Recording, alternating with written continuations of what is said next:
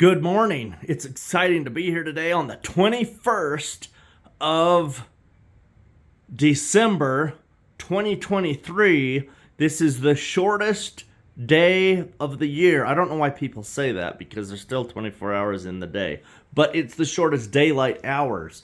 So we call this the winter solstice, and we call this the shortest day of the year, and this is the turning point where tomorrow will be a little bit longer than today, and then the next day is a little bit longer, and then the days are getting longer, so that affects the way that our plants will grow.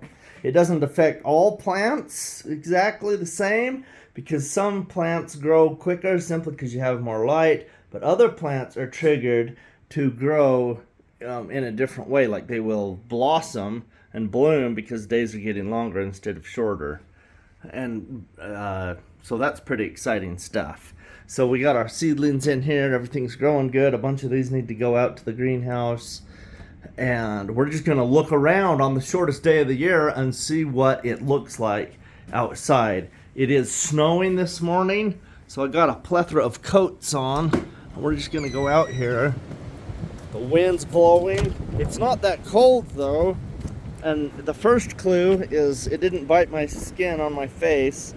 And this ground down here is slushy, and the water is dripping off of the eave instead of making icicles as it melts from the warmth of the house.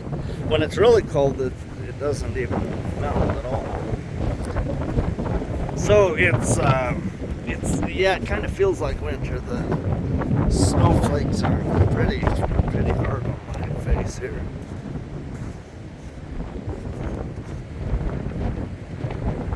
Alright, looks like we're gonna survive. Can't see the mountain. The mountain's covered with snow and clouds and a snowstorm. Look at this, it snowed enough that our footprints used to be here. Oh, we're no longer here. I just fell in the snow. That's pretty funny. I do that a lot. Merry Christmas! Okay, here we go. The 21st. And here's the greenhouse. It's looking good.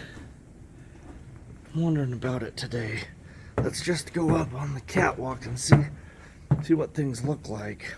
I have a whole bunch of dormant plants up here. This is mostly a mess that needs cleaned up.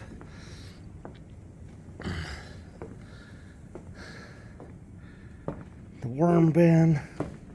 I really like the worm bin. I'm excited about the worm bin. We got the cardboard on bed 6.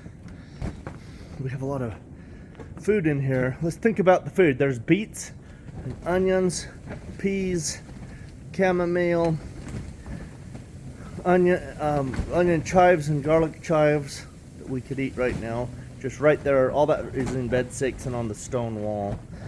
And then over there, in the middle of the greenhouse, we have carrots, broccoli, there's one cauliflower, and kale, spinach, lettuce. I have one cabbage, and I have a bunch of Napa cabbages I could pick. They're not making very good heads though, but we can still pick the leaves and chop them up and make a stir fry. And then there's celery, and there's a few strawberries still, which is pretty exciting. And of course, we do have a lot more food than this because our root cellar is filled with potatoes, onions, garlic, and shallots from the main growing season. And then in the pantry we have bottles of tomatoes, and in the freezer we have peppers, and we have pickles in bottles too. So there's a lot of food around. Plenty of food. There's no famine around here. Nobody ever has to have a famine. I have birds in here. It's kind of fun. So I don't know if you can see it, but in the middle of the screen there's a bird here. He just flew. But I have sparrows. I had a goldfinch in here for a long time, but I think he got out and left. I haven't seen him. Maybe a cat ate him. which is sad, but that's the realities. So this is what things are looking like on the shortest daylight day of the year. This wall has been cold and it's been freezing things, and that's what all the brown, when you start getting this brown stuff, that's from hard frosts. The plants themselves are fine, but the old mature leaves go ahead and give up a little. If you look at this dill plant right here, see this dill, it's still growing, it has new growth right here, but at the top it's turning brown and dying back. That's because of hard frost. But see, on this branch here, this is an older mature branch, and it has not died. But that one has, so it was a little bit colder here than it was over here. This is being about 8 inches from the stone, and this one is up, exposed a little bit more. So it was not as cold near this stone. But there's some fun things in here. We've got some gorgeous, just some fun, gorgeous things, you know. Pansies. The petunia's still alive up there. It's not blooming, but it's alive. It hasn't died. So that might just keep growing all year next year. There's a thistle up there. I'm going to have to kill that. That'd be a disaster if it went to seed. But look at this right here. I'm going to try to zoom this up. Oh, it says I can't zoom in this mode. That's because you can see my face right here. So whatever. Me and my cameraman skills. But that's, I'll just go like this. There. That zoomed. Stretch my arm out like Elastigirl. So that's a dill plant with absolutely no frost damage on it at all. So it'd be fun. I ought to put a darn, one of those, what are they called? It tells you how cold it is. A thermometer up in there. Because in the crevices of these rocks, it's not winter in here. Down in here. And we have a hairy vetch. We have, there's species of plants in there. I don't even know what they are. There's different kinds of grass. There's clover. There's weeds. So that's pretty fun. But it's just not really a wintertime condition down inside there. If you look close right there, you can see the baby Claytonia growing. So it's miner's lettuce right here. So that's good. My goal is to get some of these things growing crazy like mad. Meaning they're just growing on their own without me planting them. I want a lot of things growing in here during the, you know, just without me planting them all year long. So when it's winter, I want the wintertime crops to just come up and grow spontaneously. And in the summer, I want the summer crops to grow. I'll still have to manage a little bit, but I'm letting things grow as much as possible. There is a plant that's starting to naturalize in here, and it could be a problem. It could take over, but it's this mullein. It has this really beautiful soft leaf, and then when it blooms, it gets up here about 4 feet high. It can get really tall, maybe 6 feet high. It just depends on how good it's doing. But it has that spike that comes up, and it has the yellow flowers on it. But that's mullein. But right here, I have 1, 2, 3, 4, 5, 6, 7, 8, 9, like 9 plants just right here without even moving back leaves and trying to actually get a good count. That's 9, and here's 10. And then right over there, there's 11, 12, 13, 14. And then there's a 15th one. So they're starting to grow in here. And I did not plant these. They're just growing like a weed. But they're a medicinal herb. They're a good herb. There's nothing wrong with them. So I'm letting those guys grow and thrive. Let me show you something fun right here. There's about 10 things here I can see that are fun to talk about. So right here, this one looks pretty cold right here. But it has brand new growth on it. So right here, we have really good growth that's nice and new. Out here, we have frost damage from the cold weather. But this is an onion chive. And then right up here is, this is a garlic chive. But as you can see, I'm going to tap this a little bit. As you can see, that whole thing is just clear full of seeds. It's really humid this morning, so they're holding on. But you can see the seeds falling out in my hand. So what we can do is we can just take these and just throw them. We can just replant those up in here and go ahead and let them start growing. It's kind of what we want, is for edible things to just kind of grow naturally. Yeah, I'll have to manage them as weeds if I get too much stuff growing in places. But look at how the clover is kind of just taken over, and it's just cascading down this rock. Is that a good thing or a bad thing? Well, that depends on what you're trying to do. Depends what you want, depends what you need. Clover's good food. We could eat that. We could feed that to chickens. We could feed that to the milk cow. We could put it in the compost. We could feed it to the worms, feed it to the microbes. So that's important, and it's good. So right here we have, so back in here, so here's this is just a weed. I forgot what they're called. We used to call them like wild lettuce. It has a more technical name though. But if you look on here, there's a whole bunch of aphids on here. You can see those white things on my fingers. I'm hoping this is focusing good. But there are aphids on this weed right here. And so that's a good thing. And so let's look at our strawberry plant right here. I don't see any aphids. Let's look at the older, more mature leaves.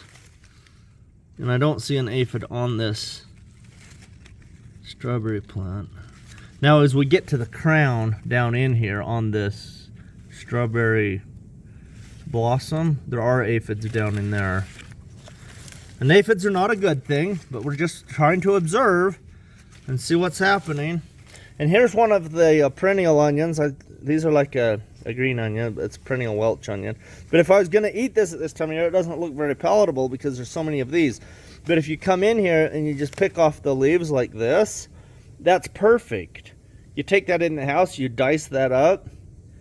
It's wonderful. And so we can pick 10 or 15 of these, take them in. Because see here, I have 1, 2, 3, 4, 5, 6, 7, 8. Just from this plant, I have 8. And I have a plant there, and there, and there, and a whole bunch. So there's a bunch of these around. So I could get a handful of onions to eat if I needed to. Let's look at this pea plant, though. So if I'm going to stick my hand back in there. So there's pea pods. One of them looks like it's getting kind of old. But there's a bunch of others that are small. And as you look up at the top, it's fantastic because it's still blooming. We're still producing food in this wall. And you saw in the video just a couple of days ago when I came out here in the middle of the night when it was supposed to be minus 12 out here, and we were down around, it was getting close to 20 degrees. My lowest temperature in here. This thermometer right here in the middle of the greenhouse up high, this is 4 feet high off the ground, and it was reading somewhere like 22 degrees. So it's pretty cold in here. But right now, in the morning, it's like 7 o'clock in the morning, and we're already up at about 38 degrees in here. So it's above freezing, and that's with no sunshine because it's a snowstorm outside. So, yeah. So that's pretty fantastic. Shortest day of the year, so that's exciting. It's all, your days are getting shorter, they're getting colder, all these things happening until you get to December 21st, and then the days start getting longer. So it's a long, hard row to hoe to get out of this, because we still have January, which is normally the coldest month of the year, but our days will be getting longer, and by the time March gets here, this greenhouse really starts growing in March. So we have 8 weeks, and then things really take off and start happening. But see, our onion crop, this is where they're gonna go right here. Here's my tag for the onions. And we have a video coming out about these tags, and I'll explain what these are later on in a video coming out later. But this is my onion row, and this is where they're gonna go for my 2023 crop. But we'll be planting those onions the end of January. So things are happening in this winter time to make the winter to make it fun, you know. It's a fun time. It's a good time. Look at my Christmas flowers. I don't know why I'm calling them that, because it's Christmas time and they're blooming up here. And these are just naturalized. I had a pot in here with these petunias, and I just left them here until they died. People are always pulling their plants out before they're completely dead because they say, oh, it looks dead. See how this one looks dead? This looks horrible, right? Well, to a certain aesthetic, I assume that it does look bad. But this is a chard plant full of all kinds of seeds, and during boot camp class, we're going to have people looking at this so that they know what plants look like when they go to seed. And then here's coriander right here, or cilantro, same plant, different part of the plant you eat, call it different things. But this is, so I'm leaving these here. Yeah, they may not be that aesthetically pleasing. They might look ugly and nasty, and why don't they clean that up? A lot of people have that attitude about the garden. I don't. My attitude is I get to teach people. And so we're just leaving it here, and then after boot camp I will probably rip that down and take it away, because that's been in videos for months now. If people haven't got out of it what they can by now, then I don't know how to help them, but it's pretty fantastic. There's hundreds and hundreds of seeds on there. Thousands. I mean, look at all those seeds.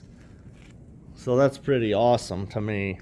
And they're all falling down here, and hopefully they're going to start naturalizing and growing. The cilantro is already coming up. I did not plant this cilantro. That just fell from the parent plant right here. And so those are plants that I don't have to reseed and grow. So I'm hoping that in the springtime that's going to be happening with the chard. I don't see any chard on the ground here right now, but we will as soon as we start. The plants know what time of year it is. I don't know how, but somehow these plants are going to know when spring is, and they will take off and grow. And so I'll probably have more chard plants than I can handle here. I'll be picking chard like a crazy goat.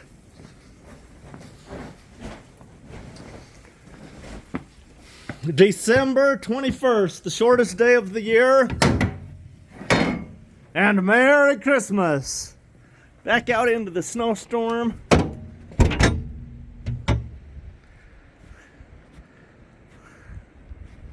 Hopefully this helps you to wander around your greenhouse in the middle of a snowstorm.